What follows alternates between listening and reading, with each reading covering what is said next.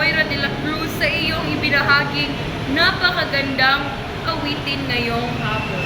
Ngayon naman ay ating tatawagin ang ating napakaswerteng tagapakinig na ngayon ay magbabahagi ng kanyang kwentong pag-ibig. Ngayon, ating tatawagin si Binibining Kay Simbahon na siyang magmemensahe o siyang magbabahagi ng kanyang pag-ibig. Magandang hapon, DJ Riza. Salamat sa pagkataong ito na may bahagi ko ang kwento mo. DJ Riza, meron akong matalik na kaibigan. Mula nung high school pa lang kami ay palagi na kami magkasama. Sa pag-uwi, sa pagkain at hanggang sa kilala na siya ng mga magulang ko. Habang tumatagal, pinagkaroon na ako ng nararamdaman sa kanya. Ayoko sanang masira ang ang meron kami.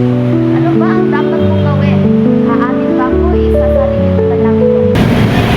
Maraming salamat sa iyong binahaging napakagandang ngunit napakakomplikadong kwento, Binibini. Ngayon ay hihingi tayo ng mga payo sa ating mga tagapakinig. Mula kay username Kimberly 4325667, sabi niya rito, Wag ka na lang umamin sa iyong nararamdaman. Kasi sayang naman ang inyong mga napagsamahan noong nasa high school pa lang kayo.